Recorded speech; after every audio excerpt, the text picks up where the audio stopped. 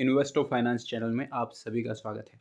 तो दोस्तों, आज हम पेंट इंडस्ट्री पे ग्रासिम की एंट्री की वजह से क्या और कितना फ़र्क पड़ेगा उस पर डिटेल में चर्चा करेंगे। तो सिर्फ इम्पॉर्टेंट पॉइंट्स को मैंने सॉर्ट आउट करा है, तो उनको देख लीजिएगा। तो एशियन पेंट और बर्जर पेंट दोनों में आज 1.25 से 1.5% की मंदी देखने को मिली थी। एशियन पेंट 3 लाख करोड़ के मार्केट कैप का है और बर्जर की बात करें तो 70,000 करोड़ के मार्केट कैप का है। और वैल्यूएशंस की बात करें तो एशियन पेंट्स की थोड़ी सी कम है 66, और बर्जर का थोड़ा सा अभी प्रीमियम मिला है पिछले कुछ समय में ऊपर जाने की वजह से, तो 72 के प्राइस टू अर्निंग मल्टीपल पे है।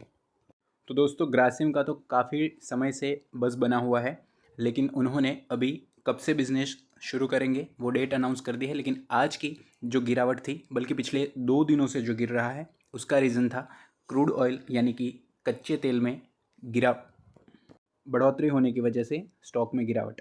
तो मेजरली दो तरह के क्रूड ऑयल्स होते हैं, एक होता है WTI और दूसरा होता है ब्रेंट। हमारी पेंट कंपनीज़ के लिए जो इम्पोर्टेंट होता है वो ब्रेंट क्रूड है, जिसकी प्राइस $90 प्रति बैरल हो चुकी है, जो कि बढ़ चुकी है। बीच में 80 से भी नीचे जा चुकी थी, जो कि अच्छा पॉइंट था। क्यों था? तो दोस्तों, पेंट इंडस्ट्री में कच्चे माल की तरह यूज़ लिया जाता है क्रूड ऑयल का, जिसकी प्राइस अगर बढ़ती है तो पेंट इंडस्ट्री में इनपुट कॉस्ट भी बढ़ जाएगी, और इनपुट कॉस्ट के बढ़ने से मैन्युफैक्चरिंग कॉस्ट यानी कि बनावट में जो खर्चा आता है वो भी बढ़ जाता है। इन टर्न जो प्रेशर होता है वो मार्जिन्स पे पड़ता है, और उस वजह से महंगा कच्चा माल मिलने की वजह से प्रॉफिट्स में ड्रॉप आता है, और उस वजह से शेयर प्राइस में भी गिरावट देखने को मिल जाती है।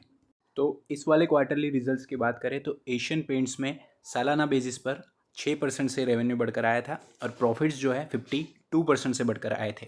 जबकि बर्जर पेंट्स की बात करें तो 10% से रेवेन्यू बढ़ा था और 40% से प्रॉफिट्स बढ़कर आए थे।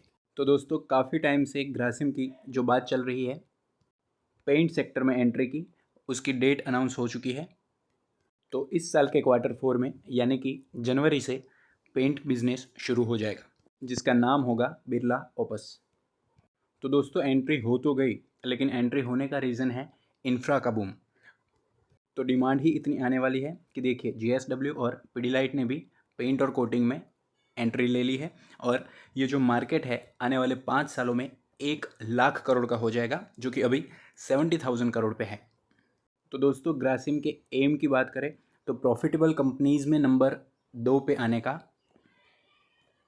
प्लानिंग है, और उसके लिए इन्होंने अपना जो इन्वेस्टमेंट था 5,000 करोड़ का करने वाले थे, वो 10,000 करोड़ का कर दिया था। और अब ये कंपटीशन देंगे एशियन बर्जर पेंट्स को और नेरोलैक, एक्जोनोबल और इंडिगो पेंट्स वगैरह को। तो दोस्तों, मेट्रो सिटीज़ में इन्होंने तैयारी कर ली है, और ये जो लोकेशंस आप देख सकते हैं, नॉर्थ, साउथ, ईस्ट और वेस्ट, सारी जगह पे इन्होंने अपने मैन्युफैक्चरिंग प्लांट्स शुरू कर दिए हैं लगाना। और कैपेसिटी की बात करें तो 133 करोड़ लीटर सालाना ये पेंट को प्रोड्यूस करेंगे, और research and development facility Maharashtra में ऑलरेडी सेटअप हो चुकी है।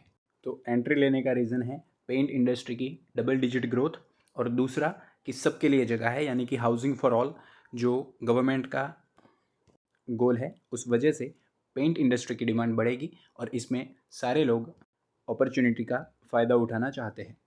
तो FY23 में ग्रासिम ने जो कैपेक्स करा था 4,300 करोड़ का, उसमें से ऑलमोस्ट 2,000 करोड़ पेंट बिजनेस के लिए था। तो आगे आने वाले टाइम में मार्जिन्स जो है पेंट और कोटिंग इंडस्ट्री के वो सुधर सकते हैं, क्योंकि उसका रीज़न है कि रॉ मटेरियल यानी क्रूड ऑयल अभी तो बढ़ रहा है, लेकिन उस टाइम पे जो ऑल टाइम हाई पे था, कंपैरिजन जो है वो उससे होगी। तो इस वजह से रॉ मटेरियल प्राइजेस में डाउनफॉल देखने को मिल सकता है, और पेंट इंडस्ट्री की प्रॉफिटेबिलिटी मार्जिन की वजह से बढ़ सकती है। तो पेंट इंडस्ट्री का सबसे ज़्यादा 59% एशियन पेंट लेके बैठा है मार्केट शेयर, और दूसरे नंबर पे बर्जर पेंट 18%, और तीसरे नंबर पे कंसाई नेरोलैक 15%। बाकी की कंपनीज छोटी है। तो क्या अब पीक पॉइंट आ चुका है?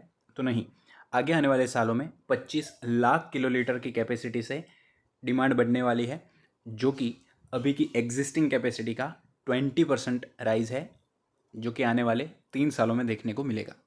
तो दोस्तों डिमांड को पूरा करने के लिए सप्लाई देना पड़ेगा और उसके लिए करना पड़ेगा कैपेक्स। तो नेरोलैक की बात करें तो 290 करोड़ से इन्वेस्टमेंट करके 60 करोड़ लीटर की प्रोडक्शन कैपेसिटी कर देगा, जबकि बर्जर पेंट 62 करोड़ लीटर करता है, वो 110 करोड़ कर देगा। और एशियन पेंट्स जो है वो 175 करोड़ ऑलरेडी कर रहा है, जो कि एक्सपांशन के बाद 263 लीटर 263 करोड़ लीटर प्रोड्यूस करेगा। तो ये डेटा जानना बहुत इंपॉर्टेंट है कि टोटल इंडस्ट्री में 20,000 करोड़ का कैपेक्स होगा, जिसमें से ग्रासिम जो है 50% यानी कि 10,000 करोड़ करेगा। तो एशियन पेंट्स भी कम नहीं है, क्योंकि सीधा ही ऐसा नहीं होगा कि ग्रासिम जो है एशियन पेंट को खा जाएगा, क्योंकि पास्ट में भी बहुत सारी फॉरेन कंपनीज ने भी एशियन पेंट के मार्केट शेयर को पछाड़ने का ट्राई करा है, लेकिन वो पॉसिबल नहीं हो पाया है। आप इंडिगो पेंट्स का भी उदाहरण ले तो 7 से 8 साल लगे थे एग्रेसिव एडवर्टाइजमेंट करने में और अपने ब्रांड को स्थापित करने में। तो दोस्तों इतनी सारी कंपटीशन होने के बावजूद बाकी की कंपनीज जो है 17 से 18% के मार्जिन पे प्रोडक्ट्स को सेल करती है, जबकि एशियन पेंट्स जो है वो 20% के करीब मार्जिन पे सेल कर पाता है ब्रांडिंग की वजह से। तो 40% यानी कि 8,000 करोड़ का एशियन पेंट कैपेक्स करेगा और बाकी की सारी कंपनीज को मिला दे तो 2,000 करोड़ का उनका भी कैपेक्स अनाउंस हो चुका है। तो जैसा कि हमने डिस्कस करा, सप्लाई बढ़ने का कारण है डिमांड का बढ़ना, और वो जो है 11 से 13% एन्युअली बढ़ सकती है, जो कि सारे प्लेयर्स को ग्रो करने के लिए बहुत ही अच्छा नंबर है। तो दोस्तों जीतेगा कौन? तो जीतेगा वही जो अपने डिस्ट्रीब्यूशन नेटवर्क और मार्केटिंग दोनों में अच्छे तरीके से महारत हासिल कर ले। तो दोस्तों डिस्ट्रीब्यूशन नेटवर्क की बात करें तो एशियन पेंट का सबसे तगड़ा है, 75,000 से लेकर 77,000 के करीब नंबर ऑफ डीलर्स है। और ग्रासिम जो एंट्री ले चुका है वो है बिरला वाइट, उसके भी 54,000 से 55,000 डीलर्स अवेलेबल है, जिसमें से पेंट की बात करें तो सिर्फ 70% है, यानी कि मोटा मोटी आप मान सकते हैं 38,000 करोड़। तो जो कि हो जाएगा ऑलमोस्ट बर्जर के आसपास का, बर्जर का 32,000 के करीब, और बाकी कंपनीज का आप यहाँ पे देख सकते हैं। तो अब ये देखना इंटरेस्टिंग होगा कि मार्केट शेयर ये किन से लेते हैं। तो ऑर्गेनाइज्ड पेंट इंडस्ट्री की बात करें डेकोरेटिव पेंट में तो वो है 75% की, बाकी का 25% जो है वो इंडस्ट्रियल है। तो ये जो 75% डेकोरेटिव पेंट है उसमें 55% के करीब एशियन पेंट का मार्केट शेयर है। तो इसको तो डायरेक्टली पछाड़ना तो बहुत ही मुश्किल होने वाला है ग्रासिम के लिए। तो ये डेंट करेगा नंबर 2 और नंबर 3 प्लेयर्स को। तो ये जो डीप पॉकेट प्लेयर यानी कि एग्जाम्पल है जियो, जिनके पास बहुत ही पैसा होता है सीधी एंट्री लेने के लिए, तो वो मार्केट को डिसरप्ट करने के लिए इनिशियली ऑफर्स दे सकते हैं, लेकिन अगर ऐसा करेंगे तो मार्जिन्स पे इम्पैक्ट पड़ना तय है। तो दोस्तों डिस्काउंट में निवेश करना क्यों इम्पोर्टेंट होता है वो देख लीजिए। तो 1999 से फॉर एग्जांपल 2022 के अंत तक कंपेयर करें तो एशियन पेंट ने अप्रॉक्स 25,000 जबकि बर्जर पेंट्स ने 30,000% के रिटर्न्स दिए थे, जो कि आज की तारीख में देखें तो एशियन पेंट का 25,500% यानी कि ऑलमोस्ट सेम मान सकते हैं, जबकि बर्जर पेंट्स का 36,000% यानी कि 6,000% रिटर्न बढ़ चुका है। कहने का मतलब ये नहीं है कि 1999 में ही आपने निवेश करा होता, बल्कि अगर पैनिक की वजह से और एक्सटर्नल फैक्टर्स की वजह से अगर किसी कंपनी को तोड़ दिया जाता है तो वही टाइम होता है लॉन्ग टर्म इन्वेस्टर्स के लिए, जब वो निवेशित रह के या नया निवेश करके बढ़िया पैसा बना सकता है। तो कहने का मतलब दोस्तों सिंपली ये है कि अगर दो कंपनीज नेक टू नेक चल रही है तो उस टाइम पे जब आपके पास पैसा है तो कौन सी कंपनी नीचे के लेवल्स पे मिल रही है उसका अगर आप ध्यान रखेंगे तो लॉन्ग टर्म में और भी तगड़े रिटर्न्स कमा सकते हैं। तो फैसला आपका है। तो हाँ, 1 से 2% का CAGR में डिफरेंस आ सकता है, लेकिन ग्रासिम कुछ ऐसा नहीं होगा कि पूरे तरीके से इन बड़े बड़े प्लेयर्स को खा जाएगा, क्योंकि पास्ट में भी ये चीज़ हो चुकी है और वो भी इन बड़ी कंपनीज़ को नीचे गिराने में असमर्थ रहे हैं। तो दोस्तों ये 16 वीडियोज़ का एक ही वीडियो डिटेल स्टडी ऊपर आई बटन पे भी लिंक दे दूंगा और प्लेलिस्ट में भी मिल जाएगा।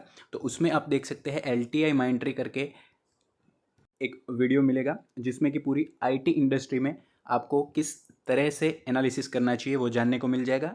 और भी काफ़ी सारी कंपनीज़ को डिटेल में हमने डिस्कस करा है। डीमार्ट की भी रिलायंस रिटेल और वॉलमार्ट के साथ कंपैरिजन करी है, जबकि best stock to buy now और कुछ आईपीओ एनालिसिस भी आप देख सकते हैं।